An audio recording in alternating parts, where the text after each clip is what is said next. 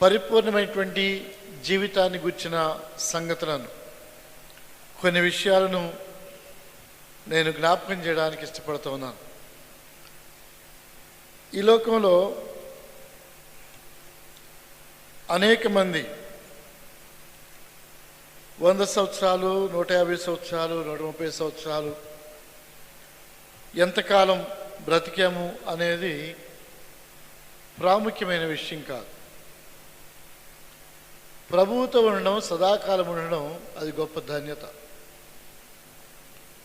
సామెత మనం లోకంలో ఏమిటంటామంటే, కాకిలా కలకాలం బ్రతికే కంటే హంసలా కదా. అలాగా మన ఆత్మీయ జీవితంలో కూడా దేవుని కోసమే బ్రతికేటువంటి బ్రతుకు,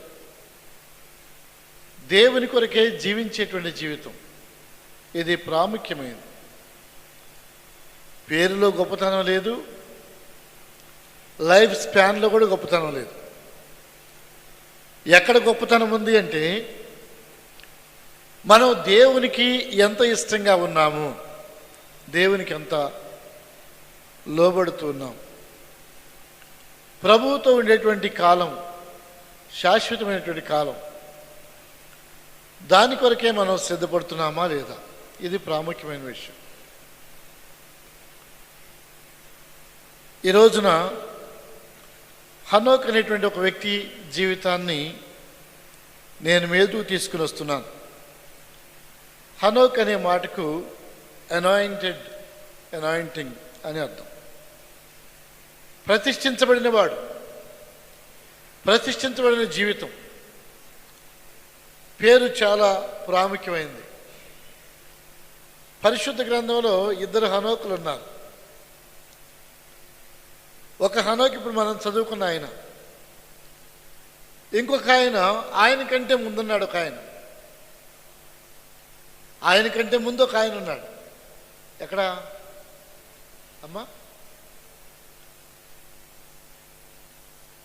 ఆదికాండం 4వ అధ్యాయము 17వ వచనంలో కయీను కుమారుని పేరు కూడా హనోకే. కయీను నరహంతకుడు, దేవుని చేత శపించబడిన వాడిగా ఉన్నాడు. అయితే దేవుని క్షమాపణ పొంది ఆ తరువాత దేశదిమ్మరిగా విడిచిపెట్టబడ్డాడు. ఈ దేశదిమ్మరిగా తిరుగుతూ ఉండగా ఆయన ఒక ప్రదేశానికి వెళ్ళి అక్కడ ఒక టౌన్ కట్టించాడు, ఒక ఊరు కట్టించాడు. ఆ ఊరి పేరు పెట్టాడు. ఏమని పేరు పెట్టాడంటే హనోక్ అనే పేరు పెట్టాడు. తన కుమారుని పేరు హనోక్ కాబట్టి ఈ ఊరు కూడా హనోక్ అనే పేరుతో పిలుద్దామని దానికి పేరు పెట్టాడు. లోక సంబంధమైన జీవితం, లోక సంబంధమైన జీవితం, లోక సంబంధమైన ఆశలకు సాదృశ్యం. కయీను కుమారుడైనటువంటి హనోకు లోక సంబంధమైనటువంటి జీవితానికి సాదృశ్యం. కీర్తనలు 49వ కీర్తన 11వ వచనాన్ని చూడండి. వారు సదాకాలం ఉంటామనే ఉద్దేశంతో, చిరకాలం మేము ఉండబోతున్నామనే ఉద్దేశంతో, ప్రజల మమ్మల్ని మర్చిపోకూడదనే ఉద్దేశంతో వారు తమ భూములకు తమ పేర్లను పెట్టుదురు. ఫలానా ఎస్టేట్ కదా, ఫలానా ఇంటి పేరు, ఫలానా వ్యక్తి పేరు, ఫలానా వ్యక్తి యొక్క భూమి, ఇలాగన మనం పేర్లు చూస్తుంటాం. లేదా ఫలానా మ్యాన్షన్, ఇలాగ పేర్లు పెట్టుకుంటాం. పెడితే ఆగుతున్నాయండి అవన్నీ? ఏముంటలేదు. మనం ఎంతో ఆశపడి 4 అంతస్తులు 5 అంతస్తులు బిల్డింగ్ కట్టుకుంటాం, కడతాం, బాగానుంది. 2-3 కుమారులు ఉన్నారు, వాళ్ళకి ఇచ్చాం, అయిపోయింది. 1, 2, 3వ తరంకి వచ్చేసరికి అన్న పాత పడిపోయింది బిల్డింగ్, అమ్మేసేద్దాం. ఇంకొక ఆయన బిల్డర్ వస్తున్నాడు, ఒక ఆయనకి మనం డెవలప్మెంట్కి ఇద్దాం, దాన్ని కూలగొట్టేసేద్దాం. ఏమైపోతున్నాయి ఆశలు, ఏమైపోతున్నాయి మన పేర్లు. ఈ రోజున దానికంటే ప్రాముఖ్యం హనోకు జీవితాన్ని మనం చూసినప్పుడు, కయీను తన కుమారుడి పేరు మీద హనోక్ అనేటువంటి టౌన్ కట్టించాడు. అది లోక సంబంధమైన జీవితం. అయితే ఇంకొక ఆయన తన జీవితమే దేవుని కొరకే కట్టుకున్నాడు. ఇది ప్రాముఖ్యమైన విషయం. తన జీవితమే దేవుని కొరకే ప్రతిష్ఠించుకున్నాడు. ఈ రోజున ఈచ్ అండ్ ఎవ్రీ వన్, మనలో ఉన్నటువంటి ప్రతి ఒక్కరు కూడా గుర్తుపెట్టుకోవాలి, నీ పేరు ఏదైనా కావచ్చు కాక, నేను దేవుని కొరకే బ్రతుకుతున్నానా లేదా, నేను దేవుని కొరకే జీవిస్తున్నానా లేదా, నేను దేవుని కొరకే బ్రతికినట్లయితే ఆ బ్రతుకు శాశ్వతం. మన పేరు మీద ఇల్లు లేకపోవచ్చు, మన పేరు మీద ఆధార్ కార్డులు రద్దు చేయవచ్చు, ఎందుకంటే గవర్నమెంట్స్ అలాగ ఉన్నాయి. ఇప్పుడు కొన్ని మతాల వాళ్ళకు కార్డ్స్ రద్దు చేస్తున్నారు. అలాగ ఉండొచ్చు, ఎలాగైనా ఉండొచ్చు కాక. కానీ మనం జ్ఞాపకం చేసుకోవాలి, మనం ప్రభు కొరకే బ్రతికినట్లయితే, మనల్ని మనమే ప్రభు కొరకే ప్రతిష్ఠించుకున్నట్లయితే, మన జీవితం దేవుని కొరకే అర్పించుకున్నట్లయితే అది శాశ్వతమైన జీవితం అనే సంగతిని ముందుగా మనము గ్రహించాలి. హనోకు దూరగా 3 సంపూర్ణమైన సంగతులను, హనోకు ఆదాం మొదలుకొని 7వ వాడు షేతు కుమారునిగా ఉన్నాడు. షేతు కుమారునిగా ఇదిగో హనోకును మనం చూస్తున్నాం. ఆదాము నుండి 7వ వాడు. మొదటి మానవుల్లో పాపం వచ్చింది, ఆయన దేవునితో నడవలేకపోయాడు, తన జీవితం పాడైపోయింది. ఆయన జీవితం అంతా కూడా ఇదిగో వేదనతోనూ, ఆయన ముఖం చెమట కార్చి ఆహారం తింటూ ఈ లోకంలో బ్రతుకుతూ వచ్చాడు. అలాగే మరణించాడు. 900 సంవత్సరాలు బ్రతికాడు. హనోకు బ్రతికింది 365 సంవత్సరాలు మాత్రమే. కానీ ఆయన సంపూర్ణమైనటువంటి సహవాసానికి సాదృశ్యంగా ఆయన జీవితాన్ని అప్పగించుకున్నాడు. మొదటిగా హనోకు అనగా మనకేమి జ్ఞాపకం రావాలంటే, హనోకు పరిపూర్ణముగా దేవునిని వెంబడించిన వాడు, పరిపూర్ణంగా దేవునితో నడిచిన వాడు, సంపూర్ణంగా దేవుని మీద ఆధారపడిన వాడు. 65 సంవత్సరాలు బ్రతికాడు, బాగానే ఉంది. ఈ 65 సంవత్సరాల్లో భార్య పెళ్లి చేసుకున్నాడు, అలాగనే పిల్లల్ని కన్నాడు. అంతా బాగానే ఉంది, అన్ని పరిస్థితులు బాగానే ఉన్నాయి. కానీ ఆ తరువాత ఒక తీర్మానం చేసుకున్నాడు, నేను బ్రతికితే దేవుని కొరకే బ్రతకాలి, నా జీవితం అంతా కూడా దేవునికే నేను అర్పించుకోవాలి. 300 సంవత్సరాల పాటు ఆయన దేవునితో నడచును అనే మాట మనం ఇక్కడ చూస్తాం. దేవునితో నడిచిన కాలం ఎంత ఎక్కువ, లోకం కొరకే బ్రతికింది ఎంత కాలం. 65 సంవత్సరాలేమో భార్యా పిల్లల కోసమే జీవించాడు, 300 సంవత్సరాలు దేవుని కొరకై జీవించాడు. ఇది మనం గుర్తుపెట్టుకోవాలి. మోషే జీవితంలో 40 సంవత్సరాలు రాజకుమారునిగా పెరిగాడు. 40 సంవత్సరాలు అరణ్యంలో ఆయన సంచారం చేస్తూ వచ్చాడు. ఆ తరువాత 40 సంవత్సరాలు దేవుని కొరకై ఆయన బ్రతుకుతూ వచ్చాడు. 120 సంవత్సరాలకు మోషే మరణించాడు. ఒకవేళ మన వయసు కూడా ఇప్పుడు ఒకవేళ 50, 55, 60, 65, 70, 75 ఎంతకాలం ఉన్నామనేది కాదు. కానీ ఇదిగో మనం ప్రభు కొరకై ఇకనైనా జీవిస్తామా, ఇకనైనా బ్రతకబోతున్నామా, మన తీర్మానం ఎలాగుంది? కొన్నిసార్లు ఆటంకం చెప్తుంటారు. ఏమంటారంటే, అసలు పెళ్లి చేసుకోవటమే పొరపాటండి, పెళ్లి చేసుకుని ఆ జీవితం నాశనం అయిపోయింది, దేవుని దగ్గరికి రాలేకపోతున్నానని కొంతమంది అంటారు. పెళ్లి చేసుకున్నది మొదలు నేను దేవుని కొరకే బ్రతకలేకపోతున్నానండి అని మాట్లాడతారు. ఇంకా కొంతమంది ఉద్యోగం కోసం ప్రార్థన చేయండి పాస్టర్ గారు అంటాడు. ఉద్యోగం కోసం ప్రార్థన చేస్తాం, ఉద్యోగం వస్తుంది, ఉద్యోగం వచ్చిన తర్వాత అంటాడు, అసలు తీరికే ఉండలేదండి, చర్చికి రావాలంటే అసలు ఖాళీయే ఉండటం లేదండి అంటాడు. అంతకుముందు అంతా ఖాళీయే, అప్పుడేదో పెద్ద చర్చిలో బ్రతికినట్టు కదా. ఇలాగ మనం మాట్లాడుతుంటాం. ఈరోజున సాకులు చెప్పేటువంటి జీవితం. నీవు దేవునితో నడవడానికి నీవు సాకులు వెతుక్కోవడం కాదు కావలసింది, నీవు దేవునితో నడవకుండా ఉండ కొరకై నీవు అనేకమైన సాకులు వెతుకుతూ నీ సమయాన్ని వ్యర్థం చేసుకుంటున్నావేమో. అయితే దేవునితో నడవడానికి ఉన్నటువంటి ఒక్క సాకు కూడా నీకు కనబడలేదా? ఒక కారణం కూడా కనబడలేదా? ఒక కారణం కూడా నేను దేవునితో ఉండాలి అనేటువంటి సంగతి మనకు అర్థం కావడం లేదా? మనం ఒక్కసారి ప్రశ్నించుకోవాలి, మన జీవితాన్ని ప్రభువుకు అప్పగించుకోవాలి. లూకాసు వార్త 14వ అధ్యాయము 20వ వచనం చూడండి ఒకసారి. లూకాసు వార్త 14వ అధ్యాయము 20వ వచనాన్ని, ఒక వ్యక్తి జీవితాన్ని మనం ఇక్కడ చూస్తాం. యేసు ప్రభువు అన్నారు కదా, ఇదిగో ఒక వ్యక్తి ఉన్నాడు, ఆయన పెండ్లి విందును సిద్ధం చేశాడు, అంతా రెడీగా ఉంది, ఆయన పిలుపునిచ్చాడు, అద్దరిని వచ్చి ఆహారం తినమన్నాడు, నా విందులో పాల్గొనండి అని పిలిచాడు. కానీ మనుషులు ఎలాగున్నారో చూడండి. ఒక అతనేమో నేను తోట కొన్నానన్నాడు, ఒక అతనేమో ఇప్పుడే ఎడ్లు కొన్నానన్నాడు, ఇంకొక ఆయన చెప్పినటువంటి కుంటి సాగు చూడండి, అయ్యా నేను ఇప్పుడే పెళ్లి చేసుకుంటే భార్యను తీసుకుందా వద్దన్నారా? ఆయనే వద్దనలేదే. కానీ భార్యనేమో ఇంటి దగ్గరే ఉంచాలి, ఈయన కూడా భార్య సాకు మీద ఇంటి దగ్గరే ఉండిపోవాలి. ఈ రోజున చాలా మంది జీవితంలో భార్యకు భర్త, భర్తకు భార్య ఒకవేళ సాకుగా ఉంటున్నట్లయితే ప్రభు ప్రశ్నిస్తా ఉన్నాడు. నీవు ఒకవేళ కుంటి కారణాలు వెతుక్కుంటూ దేవుని మందిరానికి రావడానికి, ఏదో చిన్నపిల్లలు కనుక స్కూల్కి వెళ్ళడానికి మారం వేసినట్లుగా, కడుపు నొప్పి, కాలు నొప్పి, తలనొప్పి ఎలాగ మాట్లాడినట్లుగా మనం కూడా ఒకసారి దేవుని మందిరానికి రావడానికి, ఒకవేళ దేవునితో నడవడానికి ఒకవేళ సాకులు వెతుక్కుంటున్నట్లయితే ప్రభు మాట్లాడుతున్నాడు. హనోకు పరిపూర్ణమైనటువంటి నడక దేవునితో నడిచాడు. ఆయన జీవితం 365 సంవత్సరాలు దేవునితో నడిచినటువంటి జీవితాన్ని మనం చూస్తాం. సంవత్సరానికి 365 రోజులు మనం దేవునితో ఎంతగా నడుస్తున్నాం, 365 రోజుల్లో ఎంతగా దేవునితో మనం సహవాసాన్ని మనం కలిగిన వారిగా మనం ఉన్నాము. 365 రోజులు నిజంగా నడుస్తున్నాము మనం. పరిపూర్ణమైనటువంటి నడక దేవునితో, పరిపూర్ణమైనటువంటి సహవాసాన్ని మనం కలిగి ఉన్నామా? 52 ఆదివారాలు ఉంటే 52 ఆదివారాల్లో మన ఆబ్సెన్స్ అన్ని హాజరేసుకునే వాళ్ళు ఎంతమంది ఉన్నారు? తీరితే వెళ్దాం, లేకపోతే లేదు, లేకపోతే లేదు.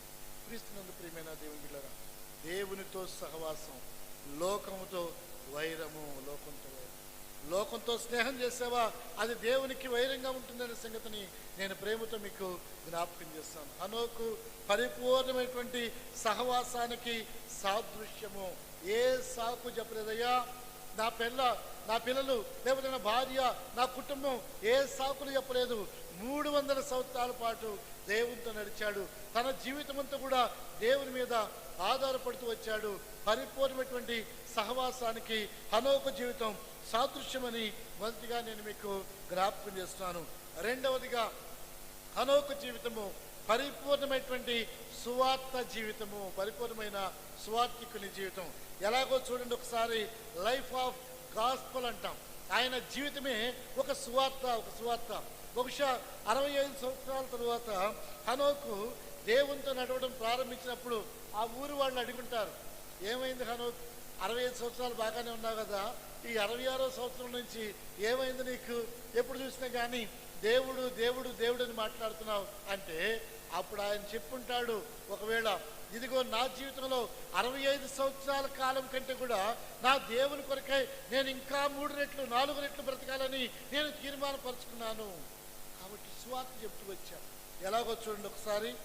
యోధాపత్రిక 14-16 వచనాలు, 14 నుండి 16 వచనాలు. యోధాపత్రిక అంటే ప్రకటన గ్రంథానికి ముందుంటుంది, ఒక పేజీ మాత్రమే ఉంటుంది.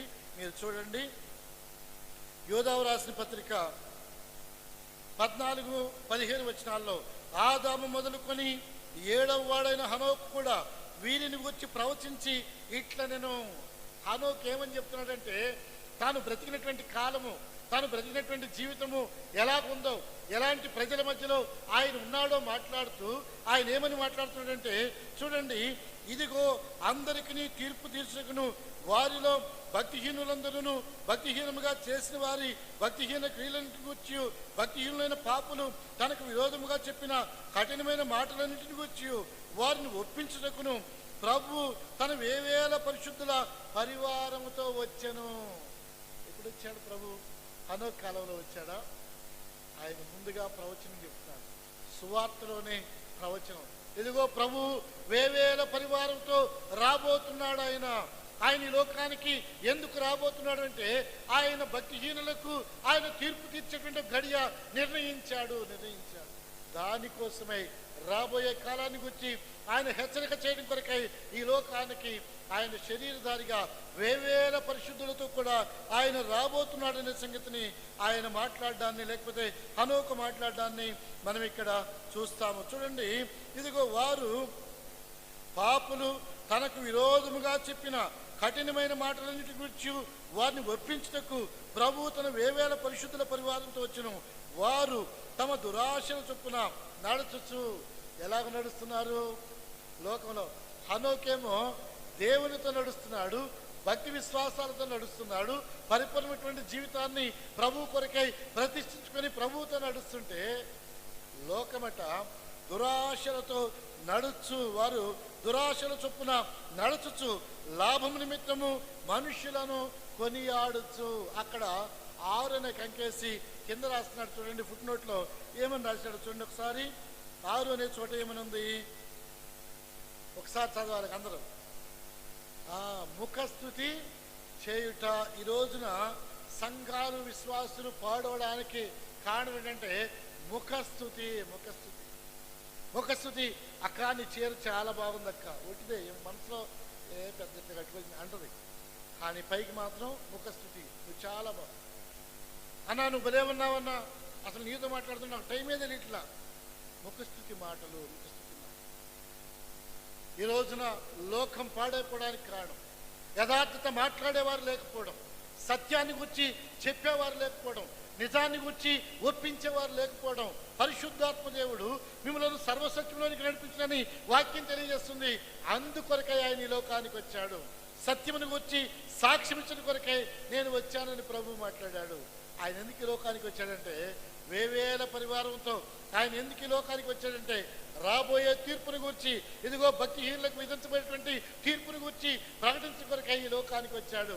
ఇదిగో ఒక కాలం ఉంది, కాలము సంపూర్ణమైంది, ఆ కాలాన్ని గురించి ఇదిగో నేను చెప్పబోతున్నానని ప్రభు మాట్లాడాడు.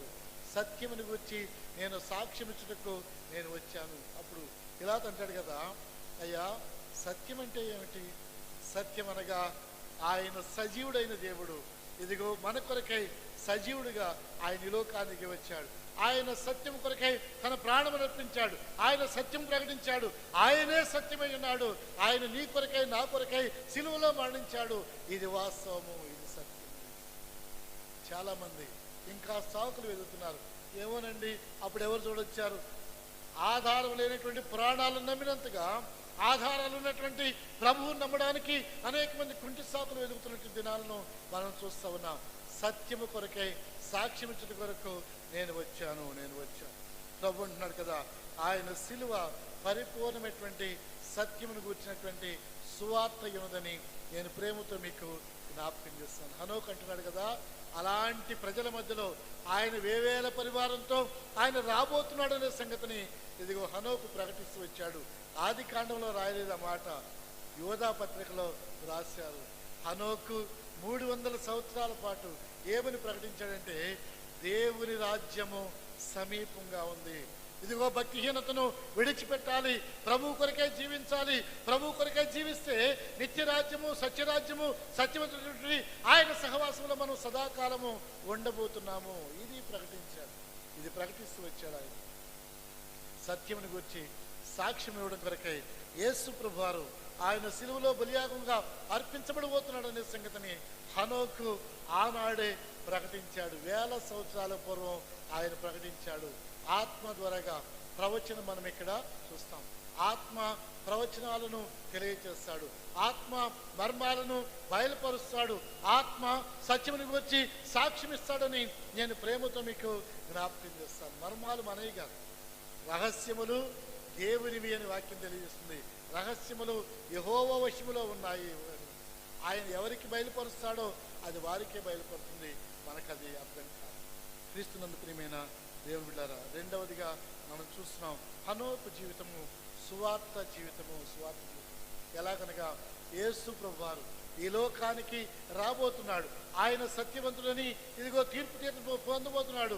ఆయన సత్యవంతునిగా ఈ లోకం కొరకై ఆయన సజీవునిగా తన ప్రాణమును అర్పించు కొరకై ఆయన ఈ లోకానికి రాబోతున్నాడు. భక్తిహీనులకు ఆయన తీర్పు తీర్చబోతున్నాడు అనే సంగతిని హనోకు ప్రవచిస్తూ ఆయన సువార్తను తెలియజేశాడు.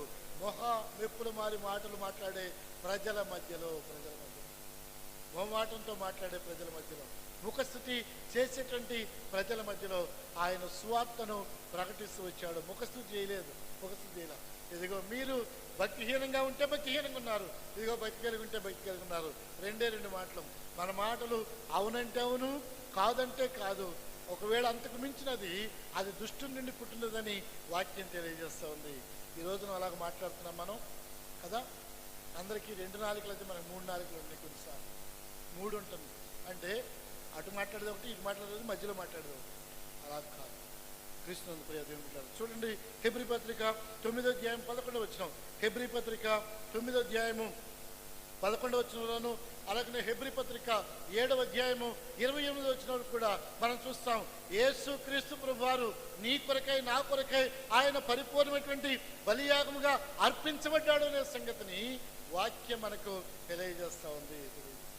ఆయన సంపూర్ణమైనటువంటి సువార్తను మన కొరకై ప్రకటించాడు. జగత్తు పునాది వేయబడక మునిపే వధించబడిన గొర్రెపిల్లగా ఆయన ఉన్నాడని ఇగో ప్రకటన గ్రంథము 13వ అధ్యాయం కూడా సాక్ష్యమిస్తూ ఉంది.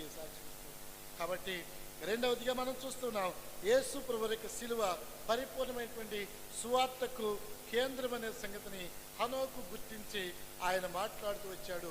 తీర్పును గురించి మాట్లాడుతూ వచ్చాడు. అదిగో ప్రభు అంటాడు కదా, ఇదిగో ఎవరైతే నన్ను శిక్షించారో, ఎవరైతే నన్ను సిలువకు అప్పగించారో, ఇదిగో దానికి ఎవరు కారణంగా ఉన్నారో వారికి ఎక్కువ శిక్షావిధి ఉంది. ఈ రోజున మనము సువార్తను వింటూ దాన్ని అంగీకరించిన వారిగా ఉన్నామా, లేక సువార్తకు వ్యతిరేకంగా మనకున్నామా? యేసు ప్రభువారు ఆయన నీ కొరకై నా కొరకై సిలువలో పరిపూర్ణమైనటువంటి బలియాగముగా ఆయన అర్పించబడ్డాడు అనే సంగతి హనోకు సువార్త ద్వారాగా తెలియజేస్తూ వచ్చాడు. భక్తిహీనులకు ఆయన తీర్పు తీర్చబోతున్నాడు అనే సంగతిని ఇదిగో ఆయన సువార్త ద్వారాగా ప్రకటించినట్లుగా వాక్యం మనకు తెలియజేస్తుంది. ఇక మూడవదిగా కాలం యొక్క పరిపూర్ణతను గురించి హనోకు జీవితం మనకు జ్ఞాపకం చేస్తుంది. 24 వచ్చిన ఒకసారి చూడండి. 5:24 హనోకు దేవునితో నడిచిన తరువాత దేవుడు అతనిని తీసుకుని పోయిన గనుక అతడు లేకపోయాను. దేవునితో నడిచిన తరువాత అంటే ఆ కాలం ఎవరైనా చెప్పారా? అంతకుముందు మీరు చూడండి, పరిశుద్ధ గ్రంథంలో ఆదాము మొదలుకొని మృతి పొందను అనే మాట అనేక మందిని గురించి వ్రాయబడింది. మృతి పొందననే మాట వ్రాస్తూ వచ్చారు. మృతి పొందను అనేటువంటి చోట ఒక క్రొత్త పదం వచ్చింది. ఇక్కడ దేవుడు అతనిని తీసుకొని పోయాను. యెషయా గ్రంథం 58వ అధ్యాయం అంటాడు కదా, ఇదిగో నీతిమంతులు కొనిపోబడుతున్నారని వాక్యం తెలియజేస్తా ఉంది. నీతిమంతులట కొనిపోబడుతున్నారట, వారు పడకల మీద ఉండగానే తీసుకుని పోబడుతున్నారట. ఈ రోజున ఎంతమందికి ఈ సంగతి తెలుసు? ఎంతమందికి ఈ వాక్యము అర్థమవుతుంది? సంఘం కూడా అలాగునే ఇదిగో ర్యాప్చర్లోనికి వెళ్ళబోతుంది, అనగా ఎత్తబడిపోతుంది. దానిని పరూష్య అంటాం. ఆ ర్యాప్చర్ని గురించి వాక్యం ఎలాగో తెలియజేస్తుంది. ఇదిగో ప్రభువు రాకడ అతి సమీపంలో ఉంది. హనోకు ఎలాగున నడుస్తూ రోజు వెళ్ళాడు, కానీ ఆ రోజు తిరిగి రాలేదు. లోకానికి అర్థం కాల. హనోకు దేవునితో నడుస్తూ వెళుతూ అలాగా ఆయన ఆకాశంలోనికి వెళ్ళిపోయాడు. మరణము రుచి చూడకుండా ఆయన వెళ్ళిపోయాడు. ఈ రోజున ప్రభువు రాకడ అతి సమీపంలో ఉంది. ఆ ర్యాప్చర్లో, ఆ లేపడంలో, ఆ ఎత్తబడడంలో నీవు నేను పాల్గొనబోతున్నామనే సంగతిని హనోకు జీవితం మనకు జ్ఞాపకం చేస్తుంది. ఇది మరణం. హనోకు జీవితం ఏంటంటే ర్యాప్చర్కు గుర్తుగా ఉంది. సంఘము ఎత్తబడడానికి గుర్తుగా ఉంది. విశ్వాసులు ఎత్తబడతారనే సంగతిని ఇదిగో హనోకు జీవితం జ్ఞాపకం చేస్తుంది. హనోకు జీవితం జ్ఞాపకం. ఈ రోజున ఆ ఎత్తబడే గుంపులో మనం ఉంటామా? మనం ఉండడానికి సిద్ధపడుతున్నామా? మనల్ని మనం ఒక్కసారి జ్ఞాపకం చేసుకోవాలి. కాలము సంపూర్ణమైంది. 300 సంవత్సరాలు గడిచిపోయాయి. హనోకు దేవునితో నడిచిన తర్వాత దేవుడు అతనిని తీసుకుని పోయిన కనుక అతడు లేకపోయాను. అలాగున ఎత్తబడినటువంటి సంఘానికి సాదృశ్యంగా, కాలం యొక్క పరిపూర్ణతకు సాదృశ్యంగా హనోకు జీవితాన్ని మనం చూస్తున్నాం. యేసు ప్రభువారి యొక్క శిలువ త్యాగం కూడా ఆయన రాజ్యం యొక్క స్థాపనను తెలియజేస్తుంది. ఆ కాలం యొక్క పరిపూర్ణతను తెలియజేస్తుంది. కాలము సంపూర్ణమవడాన్ని తెలియజేస్తుంది. ఈ రోజున కాల పరిపూర్ణతలో మనం ఉన్నాం. అయితే మనము ఎత్తబడేటువంటి ఆ గుంపులో మనం ఉండబోతున్నామా? విడవబడేటువంటి చోట ఉన్నట్లయితే అది వేదన. విడవబడేటువంటి వారు ఎవరంటే మాంత్రికులను కదా, మాంత్రికులు, వ్యభిచారులు, ఆడంగితనం గలవారు, అలాగే ఆ కుక్కలను, విగ్రహారాధికులను, అబద్ధములాడువారు, దొంగతనం చేసేవారు, ఎచ్చకములాడువారు, ఇదిగో అబద్ధాన్ని జరిగించి ప్రేమించేటువంటి వారు విడవబడతారని వాక్యం తెలియజేస్తూ ఉంది. తాగుబోతులు, మాంత్రికులు విడవబడతారని వాక్యం తెలియజేస్తుంది. మన స్థితి ఎలాగుంది? మనల్ని మనమే పరీక్ష చేసుకుంటూ హనోకు జీవితము మొదటిగా పరిపూర్ణ సహవాసాన్ని తెలియజేస్తుంది. రెండవదిగా హనోకు జీవితము పరిపూర్ణమైనటువంటి సువార్త యొక్క వ్యాపకాన్ని తెలియజేస్తుంది. హనోకు జీవితము కాలం యొక్క పరిపూర్ణతను తెలియజేస్తుంది. ఈ రోజున ఈ సువార్త మనం వింటూ ఉండగా ప్రభు యొక్క ఆ శిలువ కార్యము మన జీవితంలో జరిగించబడినట్లయితే ఇదిగో మనము ఎత్తబడేటువంటి ఆ సంఘములో మనం కూడా ఉండబోతున్నాము. హనోకు దేవునితో నడిచిన తర్వాత దేవుడు ఆయనను తీసుకుని పోయాను. అలాగున సంఘం ఎత్తబడబోతుంది. లోకములో ప్రజలందరూ కూడా ముఖస్థితి చేస్తూనే ఉంటారు, ఒకరినొకరు పోగొట్టుకుంటూనే ఉంటారు, ఒకరినొకరు ఘనపరుచుకుంటూనే ఉంటారు. ఇదిగో ఇంకా ఉంది కాలం అనుకుని వారు ఇంకా కునికిపాటు పడుతూ ఉంటారు. దెస్సలోనికీయులకు రాసిన మొదటి పత్రిక 5వ అధ్యాయంలో చూడండి, 5వ అధ్యాయం 6, 7, 8, 9 వచనాలు మీరు చూస్తే అక్కడ అంటాడు కదా, గర్భిణీ స్త్రీకి వేదన వచ్చినట్లుగానే అలాగునే శ్రమ రాబోతుందని వాక్యం తెలియజేస్తుంది. అందరూ కూడా లోకులు ఇంకా నెమ్మదిగా ఉంది అంటే ఆయన ఎప్పుడు వస్తాడో ఎప్పుడు తీసుకుని వెళతాడో ఎవరికి కూడా తెలియదు. ఈ రోజున హనోకు కూడా తెలియదు, అది ఆయన తీసుకుని వెళ్తాడనే సంగతి హనోకు కూడా తెలియదు. ఎందుకంటే 300 సంవత్సరాలు ఆయన రోజు వెళుతున్నాడు, దేవునితో మాట్లాడుతున్నాడు, వెనక్కి వస్తున్నాడు. కానీ ఆ రోజు వెనక్కి రాలేదు. ఆయన శరీరంతో అలాగను కొనిపోబడ్డాడు. సంఘము ర్యాప్చర్లోనికి వెళ్ళబడుతుంది అనే సంగతిని ఈ సంఘటన ద్వారాగా ప్రభు మనకు జ్ఞాపకం చేస్తున్నాడు. ఉన్న పాటున మనం వచ్చేవారిగా ప్రభువుని ఎదుర్కొనే వారికి ఉండడానికి మనల్ని మనమే సిద్ధపరచుకుందాము. ప్రభు ఈ మాటలను దీవించునుగాక. ఆమేన్, ఆమేన్, ఆమేన్. తల్ల వంచి ప్రార్థన చేసుకుందాం. ఒక్క నిమిషం ఎవరికి వారమే ప్రార్థన చేసుకుందాము. పరిపూర్ణమైన సహవాసానికి హనోకు జీవితం సాదృశ్యం. శిలువ సువర్తమానానికి రాబోయేటువంటి తీర్పుని గురించి ప్రకటించడానికి, సువర్తమానము పరిపూర్ణంగా తెలియజేయబడడానికి హనోకు జీవితం సాదృశ్యం. కాలం యొక్క పరిపూర్ణతకు హనోకు జీవితం సాదృశ్యం. 300 సంవత్సరాలు నడిచిన తరువాత కాలము పరిపూర్ణమైనప్పుడు దేవుడు ఆయనను తీసుకొని పోయాను కనుక హనోకు లేకపోయాను. అలాగనే సంఘము ఎత్తబడేటువంటి గడియల్లో మనం ఉన్నాం. అయితే మనము ఎత్తబడే వారిలో ఉన్నట్లయితే గొప్ప ధన్యత, గొప్ప ఆశీర్వాదం. విడవబడేటువంటి వారు ఎవరు అనగా సిలువను గుర్చిన వార్త విననివారు, స్వార్థను నమ్మనివారు. విడవబడేవారు ఎవరు అనగా దేవునికి అయిష్టమని కార్యములు జరిగించేవారు, లోకంతో నడిచేవారు, ప్రభువును నమ్మనివారు. వారు విడవబడతారు. విడవబడే వారిలో మనం ఉండక ఎత్తబడేటువంటి ఆ సంఘంలో ఉండినట్లుగా నేడు ఉన్న సమయం ఉండగానే మనల్ని మనం సిద్ధపరచుకుందాం. ప్రభు ఈ మాటలను దీవి